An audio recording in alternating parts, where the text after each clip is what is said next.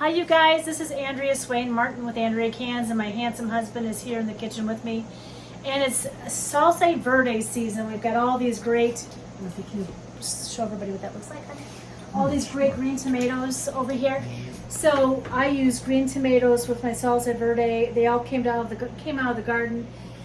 Kim chopped down the tomato plants yesterday that were no longer producing, and some of them still had green tomatoes on them, and I'm going to proceed to make Salsa Verde. So a lot of people use tomatillos, I think they're called, and we don't have a great resource for them here in the Midwest. So I use green tomatoes for my Salsa Verde, and I also use today chilies.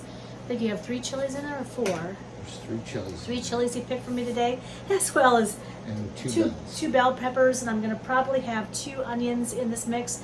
Now, every year it's different with your Salsa Verde. Salsa Verde depends on taste. And I know everybody has emailed me asking for recipes, and I love giving my recipes out, but my recipes are based on taste, not on necessarily what everybody may or may not like. So the first thing I'm going to do is I'm going to start by taking my green tomatoes. I'm going to chop them up. I have maybe, what do you think, about 10 pounds of green tomatoes here? Chop them up, and I'm going to stick them in the big stainless steel pot today, and I'm going to cook this over our stove here in just a few minutes. But once I get everything chopped, then I put the peppers in, the onions in, the tomatoes in, and then I add about a half a cup of water so it doesn't scorch on the bottom of the pan. Then I let that cook down, and I mind it very carefully just to make sure nothing burns, because that's the last thing you want in your house is stinky old green tomatoes that are burnt. So I've done this recipe for 4 years. Everybody seems to love it. I even like it as long as I don't get it too hot. And if I think it needs a little heat, I will add, alongside the green peppers and the chilies, I will add a jalapeno or 2, depending on the taste. So, and some salt and lime juice. But we'll get there in just a minute. So I'm going to start chopping these guys off. What were you saying, sweetheart? garlic.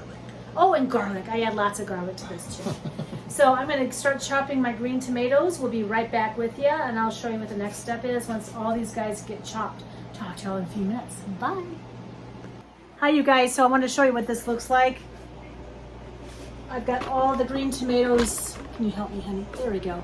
In the pan, as well as our garlic and onion. There's like 3 onions in here. I have maybe already 3 tablespoons of garlic, but I think we're going to need more just because of the size of this here kettle. And I can hear it's boiling already. I can't get down there and turn it around yet. That's why we add water to the bottom of the pan. And I ended up adding almost 3 cups of water to the bottom of the pan so that the tomatoes won't scorch. I might have to end up adding more tomatoes to the bottom of the pan. Now, there's easier ways to make Salsa Verde. I like to do it this way because I know it works for me. Some folks will take their tomatoes, they will blend them with the onion and the garlic and all that before they put it into a pot to cook. But I find that this works really, really well for us. It's a long process. It's not an easy process, but it tastes really good. Now, we do have 2 bell peppers and 3 chilies in this pot. I might want to add a jalapeno or 2. We're going to taste it here as we go along. I'm also going to add my lime juice as well as salt. And I suspect it's going to need maybe half a cup of salt with this big batch, but I'm not sure yet. When we get there, we'll show you what that looks like, but it's going to be pretty stuff, and I can hear the pan is already boiling, so that's good. And I would like to have a big long stick to be stirring my pot for Christmas, please, Mr. Santa Claus, Mr. Santa Kim. Could you do that for me so I can go like a witch over a cauldron? And Depends if you're a good girl or not. You have to see. I gotta improve my game then, don't I? All right, well, this is Andrea Swain Martin, and we're gonna continue on here. And it's hot in this kitchen, and I took off my dress shirt for work, and I'm just gonna stand here in my tank top just because it's warm. It's been cool the last 3 or 4 days, and it just warmed up today. It's not a bad thing. What tomatoes we have left on the vine will churn. So we'll talk to you all a little later. Bye.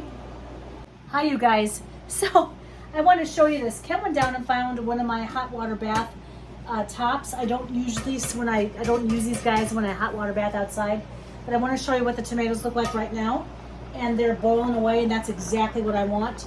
See how much moisture is in there?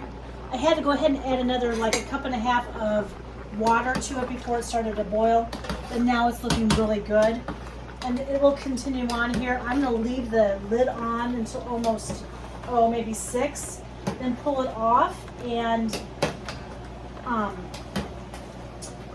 let it cook. The lid off so it drains out some of the liquid. Now, when the liquid is done draining off, I'm going to take my immersion blender and I'm going to immersion blend down all of my tomatoes and peppers. I'm going to then add salt at that time, and then we're going to taste it. And then I'm going to see if we need to add any more peppers. I think we're not going to make this a really hot batch, but maybe a medium warm batch. I do love hot stuff. I love hot stuff, actually, and I just can't eat it anymore. One of my cousins, Nigel, he makes the best, what is it called that he makes with the jalapeno, whatever it is. He makes a sauce. He makes a sauce. It's really good. So I would love to be able to eat more hot stuff, but I can't anymore. So anyway, that's what it looks like. It's boiling right along. And it's my favorite part of fall is making salsa verde, because that means gardening's coming to an end and I get a break. So we'll talk to you all in a few minutes. Bye. Hi, you guys. So I want to show you what this looks like. My handsome husband's going to help me. My tomatoes are cooking down. They look really great. This has not been immersion blended yet, but I am going to add a half a cup of salt. We're going to start there. If I need to add more, I will. I hate to make things too salty. I think it ruins a dish, so I'm going to pour that right in here. Kosher salt is what I use. It's good stuff. Then I'm going to add a cup of lemon juice now, or lime juice. I love lime juice. I wish we had lemon and lime trees around here, but we don't. So we have to buy it at the store, and I'm going to add about 1 cup of lime juice. I'm gonna eyeball it because I don't have my specs on, so there we go. Add that right in there. Just like this. I'm gonna give it a good stir. And let it cook for a little while longer. And if I have to add more salt or lime juice, I will, or even garlic, I will do that too. And we'll just see what it tastes like. And Kim said already that it's more of an Andrea kind of salsa verde, where it's not too hot with the different peppers, right? Do you want me to add a jalapeno? That's up to you. I don't know. Taste it. I'm afraid I won't be able to eat it. I think you should not be able to eat it.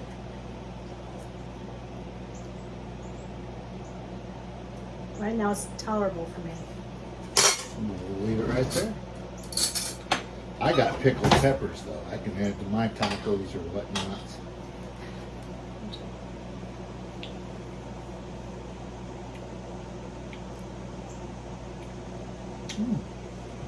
Got a good flavor. Yep. Salt's just right. I think so. I don't think we're going to have to add any more salt. So I'm going to let this cook. It's 6:07 here. I'm going to let this cook maybe another 25 to 30 minutes to have all the moisture come out of the pan. I have it down on 4 or 5. I would put it back up a little higher. I don't want it to scorch. That's why I'm kind of hovering over this. We should never, if you're going to go through this kind of endeavor, you don't want your stuff to scorch. It takes too long. It's your own produce. Everything in here is my own produce other than the salt, the garlic, and the lime juice. So I just hate to waste it and make it go bad. My next step, I will be using the immersion blender, and I'll be blending this all up, and then we'll put them in jars and we'll put them out to cook for the day. So we'll talk to you in a few minutes. Bye. You guys, so it is time. It's about 6:25. It's time to immersion blend all of my goodness here together.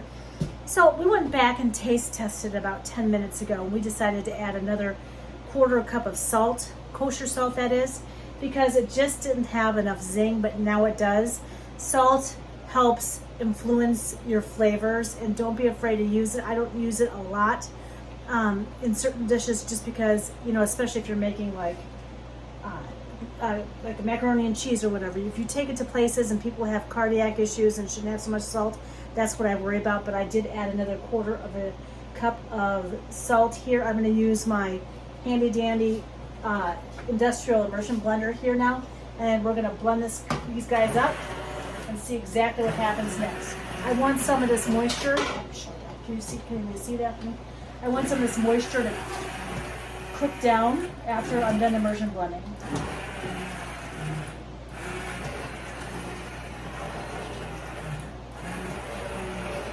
And I want this to be thicker than it is right now.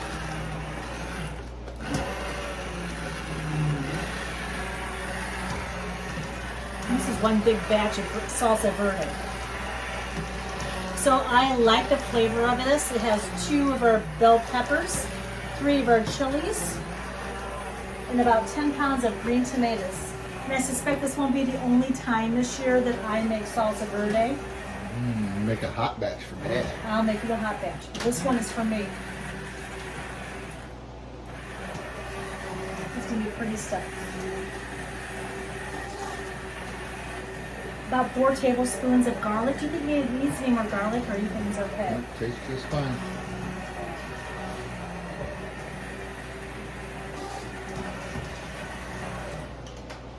And it's getting smooth, I'm sure it looks like. It's got some more cooking to do and I have to do more immersion blending, but it's getting there. And it's got to cook down more because there's too much moisture as we speak. And that's not from the water I added, that's from the tomatoes. Anyway, I'm going to keep immersion blending here. It's quite a process, but it's well worth it. I think I'm going to get maybe 12 to 13 pints out of this batch here. We'll talk to you all in a few minutes. Bye. Hi you guys, so this is Andrea Martin, and I'm going to start dishing up my salsa verde. It turned out really pretty, and it will thicken up as we put it out on the canner here in just a few minutes. I have 1, 2, 3, 4, 5, 6, 7, 8 jars ready. I think we're going to need more, but it tastes so good.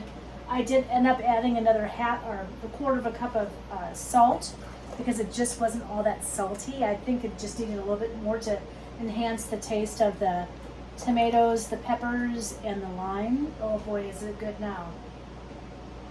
And so I'm just gonna fill my jars just like this. We'll wipe the rims a little later and put jar lids on them and put them out on the fire. So it's pretty stuff. I don't know if you can see that. It's hot to touch, but it turned out really good and it tastes really good too. So what happened with that jar? Oh, it's still got water from me sanitizing. Thank you, sweetheart. Yep. Cam's with me here, and he has been my biggest cheerleader Yay. along the way. And we're just gonna jar all this up now. And it's pretty, and it tastes so good. I don't know if you're a salsa verde fan, but we like it on tacos, enchiladas, or whatever else we do. Oh, it's not. Yeah, it is. There we go. Does that satisfy you right there? A little bit more. There we go. So I'm going to fill these jars. I'm probably going to have to get some more and fill those too. But we'll talk to you all in a few minutes. It's pretty stuff and it tastes good. So, and it's just thick enough to put on the canner. See you all in a few minutes. Bye. Hi you guys. So we just finished filling all of the jars with our salsa verde. And how much did we get, sweetheart? 18. 18 jars. That's a lot of jars of salsa verde. It's pretty stuff and it tastes really good. And I learned this recipe where I know it's really still hot, right? It might still be warm. I'm sorry, sweetheart. Anyway, I started working with a salsa verde 4 years ago when we had lots of green tomatoes that came on. I think that was the year we had early frost, wasn't it? And so I had to figure out a way to put away the tomatoes, and I had just started canning, but I sure love this. It's really a good treat in the middle of the summertime, or wintertime. It is different than any other salsas you're going to use or have around. It has the tomatoes, garlic, onion, peppers, and salt and lemon. And that's my recipe. And we do our recipes to taste, not to everyone else's taste, but our own, because otherwise I will not eat it. So anyway, we're going to take these out and put them on a fire here in a minute. As soon as they're cooled off enough to do so, add hot water to our canners, and we're going to boil them off for 25 to 30 minutes, and hopefully everything seals tonight. So we'll talk to y'all in a few minutes. Bye. Hi you guys. So I'm trying to finish up my salsa verde video. We had a really good yield yesterday. We had 18 jars. And there's 16 sitting here. Kim took one when I was working. One jar over to Kiwani to our friend Leon, so he can share with his children. And when I came back from my meeting this morning, I actually sat down. Well, I went to Dollar General before I came home and brought home some corn chips. And I sat and I indulged in all kinds of corn chips and my salsa verde, and boy, was that ever good. It's my birthday. I think I can do that. So, I think she's allowed. anyway, I'm really quite pleased with the yield this year, and if we have more green tomatoes, I'll do this again. This is a milder batch. It has some heat, but it doesn't have heat if you had a habanero or a jalapeno or one of those others in here, but it's delicious. It tastes really good to me. And our salsa verde is not as thick as my typical salsas are, but that's the way salsa verdes are supposed to be. Anyway, so it's quite a process. It works really well for us, and we have plenty of tomatoes this year. I don't feel bad about using the green tomatoes and not ripening them for salsa verdes. So I'm quite pleased. I still have to polish. Good. It is good. I still have to polish these jars and mark these jars, and Kim is taking me to dinner tonight down to Catawba Grove in Toulon, Illinois, which will be lots of fun. And I might take one of my jars with me to put on the tacos I'm going to order. So anyway, this is Andrea Martin with Andrea Cans, and this is my handsome husband, Kem Martin. And we are so glad to be able to give you these videos and show you these videos and how we do things around here. And it brings us great joy. And someday, my children, our children, will know how to do things by our videos. I might not get my cookbook Yeah, that we written. worked our hiney endies off. I might not get my cookbook written, but I do have these for them and for my grandchildren, my great nieces, my great nephews, whoever wants to watch them, my cousins. But anyway, this is Andrea Martin with Andrea Cans, and we hope you're having a great, I guess today's Thursday. See y'all soon. Bye. Bye, everyone.